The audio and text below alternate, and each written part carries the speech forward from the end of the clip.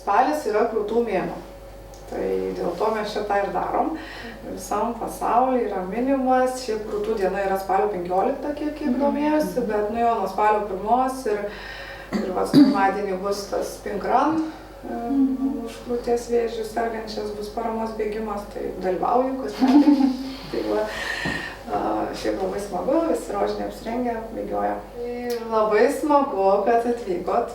Pirmą kartą tokią iniciatyvą darau, tai irgi jaudinuosi. Matau, esate įvairaus amžiaus, tema tokia gan jautri turbūt kai kurioms, nu, vis tiek, nėra tokia kasdienė galbūt tema. Tai gal jau turit iš karto, ką norit manęs paklausti, kažkokį kirbantį klausimą? Gal sakyčiau labai žanginį, nes kiek žinau yra 2 krūtų tyrimai, tai gali būti echoskopas arba mamograma. Nesu darius niekada mamogramos, bet toks vat, iš moterų atsiliepimai labai būdavo, kad labai skausmingas, labai baisu ir žodžiu, bet reikia eiti daryti mamogramą. Tai dabar mano klausimas, kadangi echoskopas, mes žinom, tikrai yra neskausmingas, paprastas, lengvas, tai kuom jie skiriasi? Ar galima tą mamogramą, tą baisų tyrimą pakeisti echoskopu ir būti tikrai ramiu, kad jau tikrai viską ten matė, ar net gal daugiau mato negu mamogramą, palyginti šitus 2 tyrimus? Labai dažnai šitą klausimą girdžiu iš tikrųjų. Tai, kad jį būtų galima atsakyti, truputėlį reikia pradėti iš kito kampo. Tai jeigu kalbant apie pačią krūtį, apie krūties sandarą, tai jinai dažniausiai yra sudaryta iš 2 tipų audinių. Tai yra tas vadinamas liaukinis audinys ir riebalinis. Kurio kiek yra, čia jau yra genetiškai nulemtas dalykas. Vienos jaunos turi daugiau riebalinio, kitos 80-metės ateina liaukinis vien tik tai audinys pilna. Bet tokios tendencijos yra, kad su amžiumi to liaukinio audinio turi mažėti. Vėlgi, ne vienodų greičių tai vyksta. Kaip ir pražyla ne visos vienodų metu ir to paties amžiaus, tai lygiai tas pats yra su tuo liaukiniu audiniu. Taip ir yra dabar 2 tyrimai – echoskopija ir mamograma. Echoskopija yra labiau, taip vadinamas, jaunų moterų tyrimas, nors man nelabai patinka tas pasakymas, nes čia labai aiškiai amžiaus riba tada brėžia, kas tikrai nėra taisyklė. Tai va, yra labiau jaunesnių moterų tyrimas, kadangi ultragarso metu galima geriau apžiūrėti tą vadinamą liaukinį audinį. Mamograma, jinai yra skiriama šitas tyrimas vyresniem, kadangi jisai geriau įvertina tą riebalinį audinį. Bet nėra taip jau, kad suėjo tam tikra amžiaus riba, liaukinio neliko, iškart vien tik riebalinis, skiriam kažkokį tyrimą. Yra tas pereinamasis laikotarpis, kuris ten trunka 10 ir 20 metų. Ir dažnai tenka šitus 2 tyrimus tarpusavy juos kartu atlikti.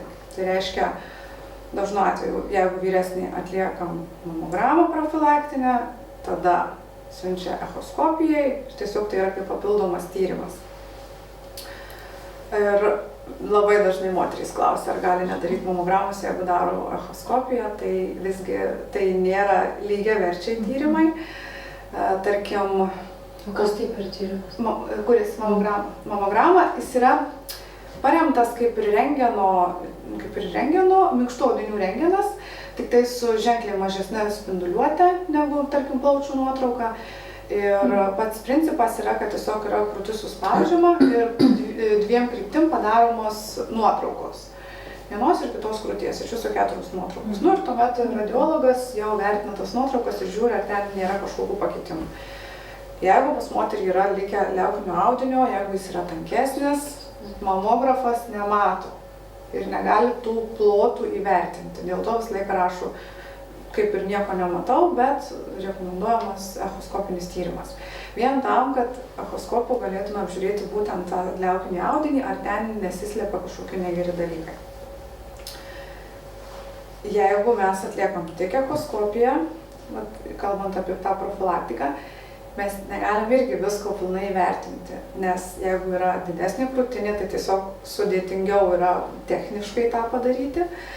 Arba jeigu yra to riebalinio audinio daugiau, Kitas dalykas, negalim įvertinti ultragarsų, tarkim, mikrokalcinatų, kurie irgi neša tam tikrą informaciją apie būklę.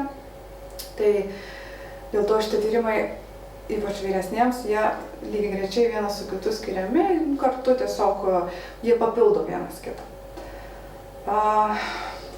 Žinau, kad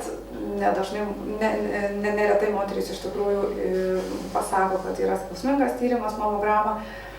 Aš iš savo pacienčių irgi girdžiu, bet čia labai priklauso pirmiausia, aišku, nuo moters jautrumo, bet antras dalykas yra ir nuo atlikimo technikos. Ir kalbant, tarkim, apie Kauno miestą, nes aš Kaune dirbu, tai žinau, kur yra ėjus ta pati moteris, vienur sako, labai skaudžiai padarė, o kito įstaigoje neskaudžiai. Tai vėlgi, čia kaip ir visos procedūros, kaip ir visos intervencijos, tas kas daro, vienas galbūt stipriau suspaudžia, kitas kitaip.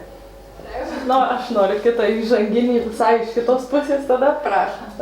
Neteko susidurti, gal šeimoje yra buvę tokiu atveju, bet tiesiog kada susirūpinti, ar būtinai kada čiuopi kažkokį guzelį mazgelį, ar yra profilaktika nuo kažkurio tai amžiaus, kada jau reikėtų ateiti ir pasitikrinti. Su mamograma yra labai aišku, visuotinė nacionalinė programa, visom moteriam nuo 50, kas 2 metus, mamograma.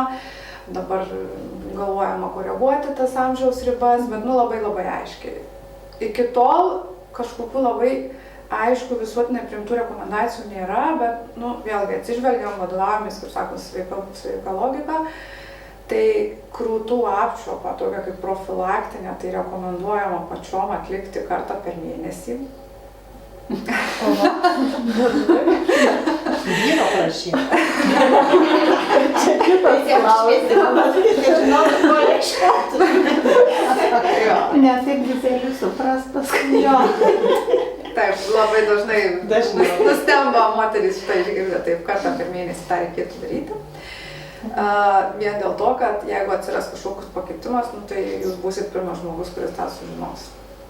Vėlgi, nereikia daryti bet kada, prisiminus, pribėgom, kada dariau, o dabar pasižiūrėsiu, nes vėlgi priklauso nuo ciklo fazės. Jeigu bus prieš pat mėnesinės, krūtis bus jautresnės, tai ta pati apčiupa bus labai nemaloni. Ir ten galima visko bus užčiuopti iš tikrųjų ir prigazdins ir tikrai ne. Reikėtų jau išsirinkti tą pačią ciklo dieną, tarkim jau po mėnesinių, ten kažkelinta diena, kai dar viskas ramu, kai nėra kažkokio diskomforto. Ir tuomet jau duše atlikti tą krūtų apčiupą. YouTube yra labai daug filmukų, visokių video mokomosios medžiagos, tai tikrai galim pasižiūrėti, kaip tas atliekamas. Pas gydytoją jau mūsų, pavyzdžiui, rekomendacijos yra, tai nuo 19 metų moteriom bent kartą metus irgi krūtų apčiupą atlikti profilaktiškai. Pas gydytoją. Pas gydytoją. Šeimos. Kalbant apie ultragarsą, tokių aiškių rekomendacijų parašytų nėra, bet vėlgi žiūrint iš tos pusės, kad dažnai nedaro tos apčiupos, pripažinkim tokia realybė, tai tiesiog yra turbūt paprasčiau ir ramiau tiek gydytojai, tiek moteriai, kaip nusiunčia ultragarsui ir tada jau aišku, ar ten yra kažkas ar ne. Tai aš, pavyzdžiui, rekomenduoju savo pacientėm, ypač jaunom, aktyviom, kurios tikrai lekia per gyvenimą.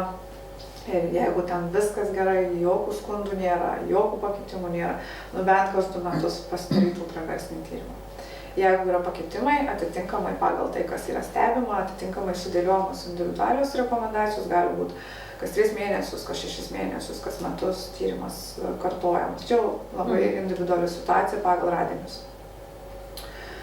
Tai va, yra tokių atvejų, kai moterys pirmą kartą ateina tyrimui, kai padaro mamogramą, 50. Ir tikrai ne vienas toks atvejis. Yra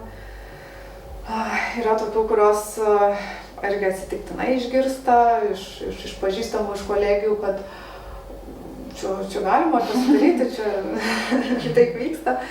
Tai tikrai galima ir manau tikrai reikėtų, nes ligos jos labai gražiai atrodo aprašytos vadovėliuose, bet realybė yra kitokia ir kitą kartą pati moteris negali taip nupasakot.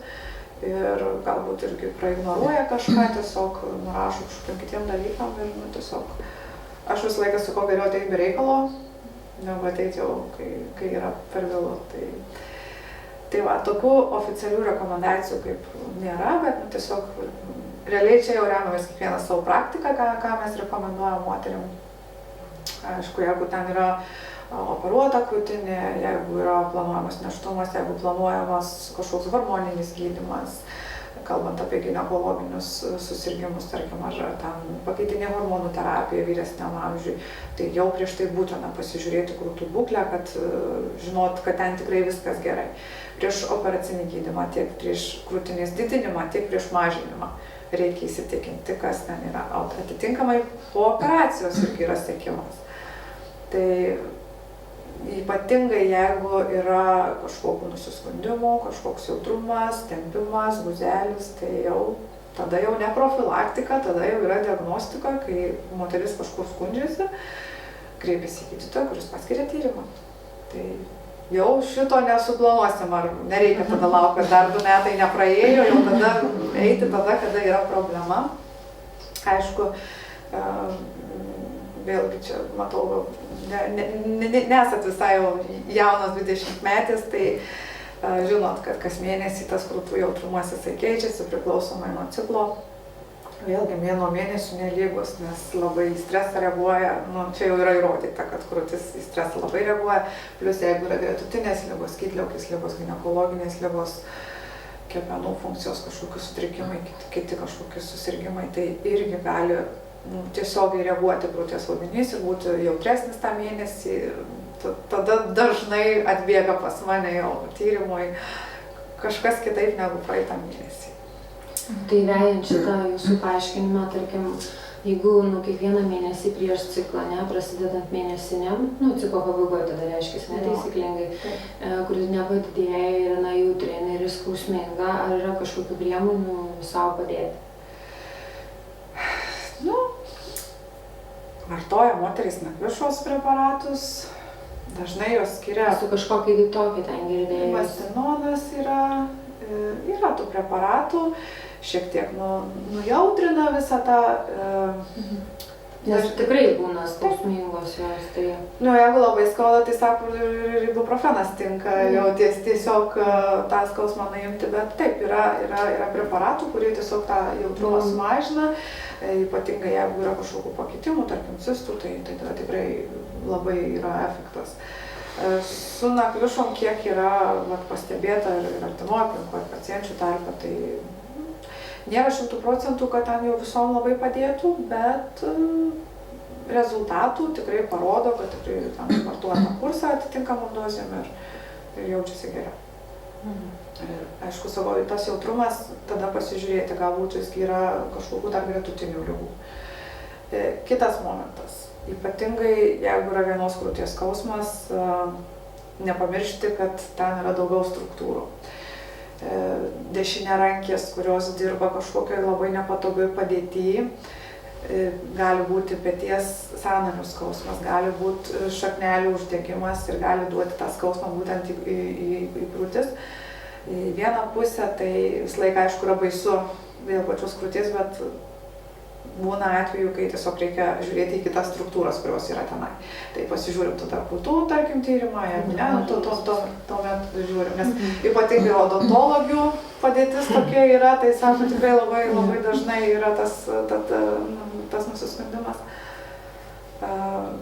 Tai visą laiką reikia nepamiršti, kad gali būti kažkokia ir kita priežastis tos skausmo. Ypatingai jeigu tai yra vienpusis. Nes jeigu abiejų krūtų skausmas, tai labiau sisteminis kažkoks dalykas negu... Prieš ciklą jautresnis, skausmingesnis. Yra kokių simptomų šalia, ne? Jeigu aš nejaučiu to guzelio, bet sakom, jeigu yra organizme kažkokie simptomai, tai labiau atkreipti dėmesį į būtent šitą riziką. Ar susiję su kažkokiais dar papildomais gal simptomais? Bendriniais simptomais, tai galim visko prigalvoti, bendras silpnumas, svorio mažėjimas, neaiškios kilmės pakitimai kraujo tyrimuose, tarkim, ten anemija ar kažkokie kiti rodikliai. Tai čia tokie nespecifiniai galbūt, bet jeigu kalbant apie kažkokius rimtesnius krūtų susirgymus, tai ne tik guzelis, bet gali būti ar skausmas, ar išvaizdos pasikeitimas, formos, dydžio pasikeitimas, odos spalvos pasikeitimas, tarkim, gali Taškeliai, šašeliai. Jo, tarkim, tokia kaip apelsino žievelės, atrodo tokia infiltruota netgi, nu, kad suprasti, tokia kaip pakaitinta, tokia paraudusi ta oda, tarkim, kažkoks kaip uždegimo požymė ar ne.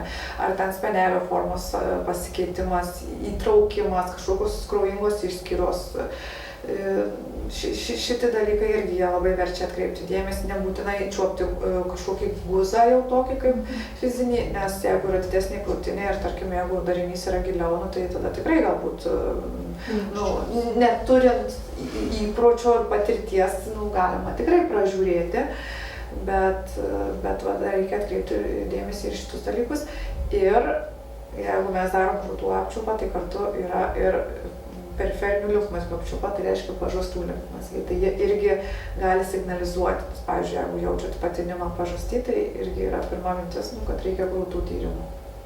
Aišku, tai limfmazgiai gali sureaguoti ir į bendrinę infekciją, tarkim, ar tam tatuiruotės darytos toj rankoje, ar kažkokios žaizdos. Tai čia ne vienintelė priežastis, bet jeigu kalbant apie krūtų sveikatą, tai taip, limfmazgiai irgi yra svarbu.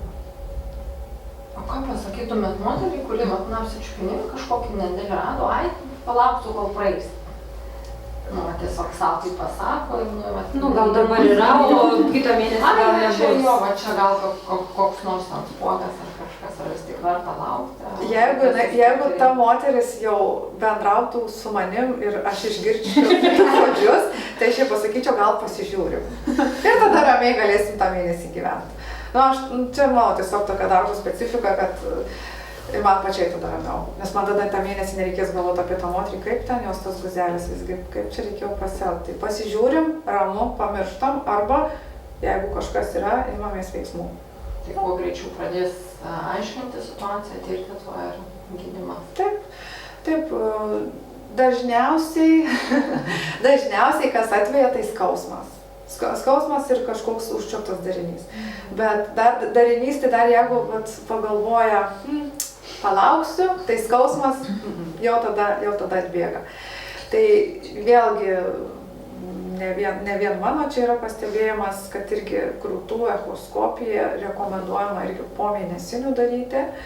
Tai vėlgi tada nurimsta tas audinys, pats tyrimas netoks skausmingas, nes būna tikrai irgi neina prisiliesti ir tarkim tas pats audinys, jisai yra toks paburkęs ir tada taip irgi žiūri, galvoju, kaip čia ateina po mėnesinių, viskas ramu, nėra prie ko kabintis. Tai irgi net ir jeigu planinė ta echoskopija, reikėtų paplanuoti po mėnesinių. Kaip pas ginekologą planuojam pagal ciklą, tai čia irgi reikėtų pagal ciklą paplanuoti, jeigu O va čia, kaip čia reiktų paplanuoti, nes pirmas girdžiu tokį terminą. Po mėnesinių.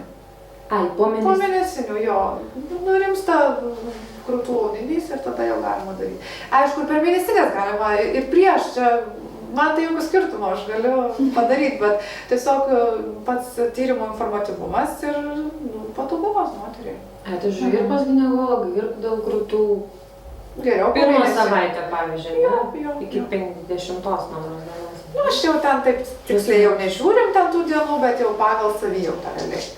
Jau jūs ten geriau save žinot, tarkim, kuriai nuo vidurio ciklo jau prasideda, kuriai galbūt ten 3 dienos prieš. Tik tai prasideda diskomfortas, tai dar ir tas yra. Dažniausiai žiūri, kada taloną gavai. Jo, čia yra geras pastebėjimas, dėja taip. Ir tada ateina ten, yra atvejų, kur, tarkim, didesnės eilės ateina, jiems sako, man nieko nėra, viskas jau man gerai, jau man praėjo. Tai yra tokių variantų. O kokios tos liūdnos pasiekmės būna? Liūdnos pasiekmės. Krūtinę reikia šalinti. Tai jeigu yra tyrimų metu nustatomi piktybiniai pakitimai, tai vėlgi sprendžia mamologai, onkologai, jau specializuoti gydytojai, atitinkamai pagal tą vaizdą matoma, priima sprendimą, koks gydymas, operacinis, chemoterapija. Čia jau individualiai sprendžia pagal kiekvieną atvejį, kokios apimties ta operacija būna, kaip toliau viskas, tai čia tiesiog labai individualu. O sakykit, jeigu, tarkim, pas mamą buvo, tarkim, šalino spenelį, tai reiškia ir pas mane gali būti, ar nebūtinai? Šiaip jeigu artimos eilės giminėms yra būtent nustatyta krūtų onkologinių susirgymų, tai rekomenduojama dukroms, anūkėms tirtis, žiūrėti vien dėl to, kad jeigu tai yra genetiškai perduodama, tai ta tikimybė yra didesnė. Močiutei nebuvo, mamai, tarkim, nuo streso pašalino, dabar viskas gerai, tarkim, mes galim profilaktiškai pasižiūrėti, ar nebūtinai, tarkim, gali būti, kad nebus, ar... Gali būti, kad ir nebus, bet jeigu yra tam tikrų genų mutacijos, tai tada yra didelė tikimybė, kad yra perduodama. Jeigu nustatytas krūtų vėžio atvejis, tai būna tyria tuos genus ir jeigu yra nustatytas teigiamas genas, tada dukros, anūkės irgi gali kreiptis, genetikai tyria šitus dalykus ir tada jau žino, kad turi, tarkim, didesnę riziką, atitinkamai ne tik krūtų tyrimas yra skiriamas, bet ir jau pas ginekologą ir jau tuomet krūtų tyrimas profilaktinis yra krūtų MRT. Minėjot, kad stresas yra vienas iš tų veiksnių, kas gali įtakoti apskritai, ar galbūt atsiradimą, nežinau, mitybą, gyvenimo būdas. Yra, rūkymas turi įtakos, aplamai visas gyvenimo būdas, kaip ir visom onkologiniam ligom. Svarbu labai yra, kūdikių žindymas yra labai svarbu, yra pastebėta, kad žindant kūdikį 12 mėnesių bent jau 4% mažėja tikimybė. Tai jeigu yra vaikas ne vienas, tai sumarėlė, Jeigu gausis per 3-12 metus, tai tada 8%. Aš skaičiuoju, kiek čia tų Tai sakau, sumarė vaikus visus ir... Ne, tai jau paskui antri metai jau netiek mažina tą riziką, bet tie pirmieji metai yra labai svarbu ir nors žindymo naudų yra daugiau, bet čia viena jau iš tų naudų mamai. Kad jau, sako, jau reikia galvoti. O kiek vaikų tiek pliusuojasi? Taip, su kiekvienu, jeigu 4 vaikai, tai po 12 mėnesių, tai 4 per 4, 16. Tai ir sako, kad kas 5 metai būtų gerai gimdyti, bet... Bet jeigu 12 neištraukti, tai tada jau viskas, ar ne? Ne tai, kad viskas, bet tikimybė mažesnė. Bet dažniausiai turbūt būna jau tas arba tam pradžioj visai tik tai trumpai, ir jeigu užsiveda, tai jau paskui kitų metų jau tam gaunas, sekasi. O šiaip teisybė, kad jeigu vėžys, tai turi skaudėti. Ar gali neskaudėti? Gali neskaudėti. Gali ir neskaudėti. Kaip greitai, nežinau, plinta. Visai būna. Visai. Čia nėra teisyklė. Labai dar šitą klausimą atsakyti apie tą plitimo greitį ir apie tą piktybiškumą. Čia vėlgi priklausomai kokio stadijoje ir kokio agresyvumo tas vėžys, tai yra stadijos, yra žemo piktybiškumo, aukšto piktybiškumo, čia jau yra niuansai, kurie galbūt jau gydytojų lygmenį, onkologų yra sprendžiami, o su onkologiniam ligom gali būti įvairiai. Visai, ten taisyklių nėra. Tai iš esmės vieno, kaip čia kurpalio sako, nėra, yra individualūs atvejai, reikia žiūrėti, nesvarbu, kad draugai buvo taip, reiškia, man gali būti visiškai kitaip. Nu, tarkim, kaip ir su, tarkim, mama, močiutė ar dar kažkur. Taip, ir tarkim, yra kur pagydom, yra kur tikrai plinta, vėl sugrįžta tos ligos, čia jau labai individualu, nes tai priklauso vėl genetika, gretutinės ligos, įpročiai, kūno sudėtis, gyvenimo būdas, kokioj stadijoj nustatyta, daug faktorių, tiesiog visų situacijų turbūt neitų net išdiskutuoti, su tada konkrečiai žiūri, tam tikrus kriterijus ir jau tada aišku. Bet gyvenimo būdas gali padėti išvengti. Tai sveikas gyvenimo būdas yra visų ligų prevencija. Bet ar tikrai klausimas, kiek tai yra daugiau mita, turiu omeny, kad mūsų įsivaizdavimas, nes pasižiūrėkit, būna tie seni žmonės, kurie pragyvena iki 100 metų, jie ir vartoja, ir rūko, ir turiuomenyje niekas jų nepaima ir išgyvena labai gražų amžių, o kitas sveikai gyvena, laksto, save prisižiūri ir turiuomenyje ir žiūrėk ir užsilenkia ties 40 ar 50. Tai vat čia vis Čia toks. dar labai daug yra tų ir vidinių niuansų. Mes tiesiog galim matyti tą žmogų tokį, kaip ten prasidėtų yra, kiek jis save graužia, kiek jis pergyvena dėl visų, kiek jam kainuoja tai išorė. Nu, čia jau psichologiniai tokie dalykai, bet mes nežinom, kiek jisai tik tai tokį save pateikia, tarkim. Kitas dalykas, kaip žmonės gyveno prieš 100 metų ir kaip gyvena dabar. Tas pats maistas, jisai yra kitoks.